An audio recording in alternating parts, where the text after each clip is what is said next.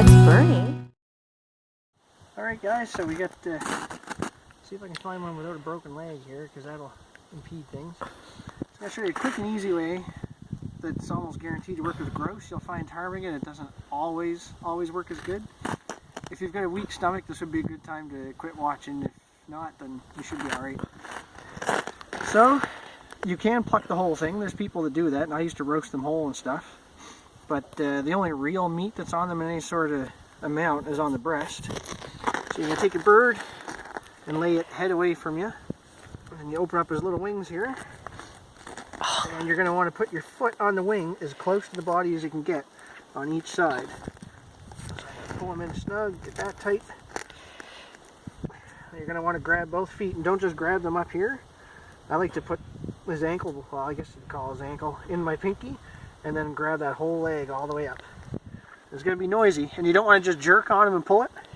But what you're going to do is you're going to pull nice and slow and use your back muscles and your legs and just kind of stand yourself up again. So, like I said, it doesn't always work with these guys, but grouse, I'd say 99% of the time it does. Let's see.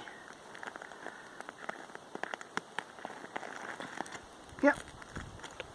So there's half a bird, which I don't like leaving stuff on the trail where people are like, oh look, that's gross and stuff. Now we did just have a raven going around, but I'll dispose of these somewhere where the animals can eat them, but where it's not going to make us look bad as far as outdoorsman goes. So at this point, now there's a gizzard and stuff in there too. Some people eat that and heart. So now we've got the breast already on the, you can come in for a closer look too. So here's your breast meat on the breastbone. The crop, you don't want to open that up if you can help it. If you already shot it, then yeah, you're going to have to just deal with that. And the gloves, I'm not scared of getting my hands a little gooky and stuff. But you'll find, well, I mean, you don't want to get sick either, that's one thing. But in the winter, wet hands equals cold hands. So if you can keep a barrier between blood and moisture and all that stuff, as soon as you're done, you can peel these off, put them in your garbage bag you should have with you. Or inside it with your meat even, I guess, worst comes to worst. But then you get dry hands, you can stuff them back in your mittens. So today it's not too bad, but there will be times. So I'm going to take a knife. Normally I wouldn't use my wood knife, I'd have a hunting knife on me, but this was kind of unplanned. So it's kind of like carving your Christmas turkey, or your Easter turkey, or whatever holiday you celebrate turkey. So here's your breastbone. Oh, this cuts so much better when it's fresh like this. You're just going to want to keep going down, following that bone until you get to the ribs. I usually go underneath the old wishbone here a little bit. Oh wow, that's, you know, it's fresh when. Oh, it's still quivering. So, can you see in there all right? I'm going to get a little,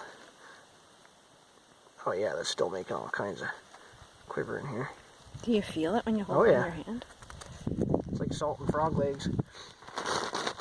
That's the gizzard there. So yeah, there's still nerve endings there that are not liking that. Like I say, this isn't really a hunting knife, but it's going to have to do the trick today. And then you're just going to cut all this meat away from the breastbone.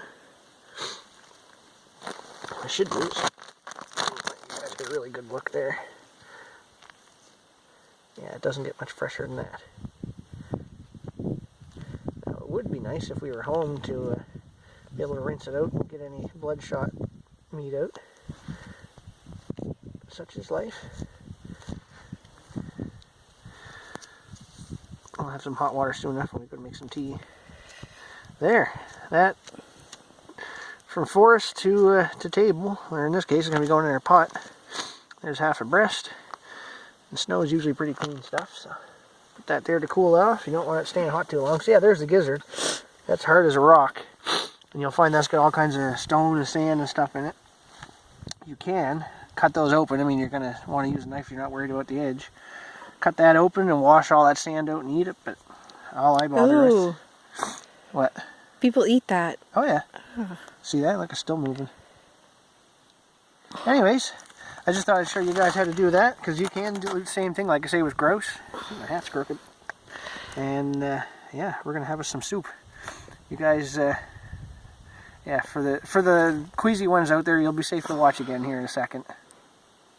Bad news on this bird. Where'd you put his feet? I threw them away already. So Barbara said, "Oh, I want to try this," and she stood on it, grabbed his feet, and pulled his legs off. So I guess there is a knack to it.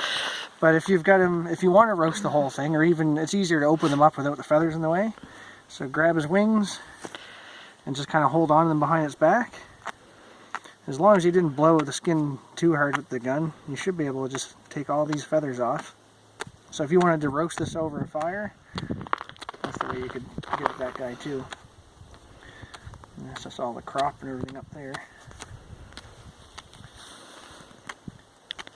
This is one of those things that's much more fun when it's not -40. It's not -40 though. I know, it's much more fun now. When it's freezing cold, the only thing that's going to get grip on this is your fingers, or in this case, a pair of gloves over your fingers.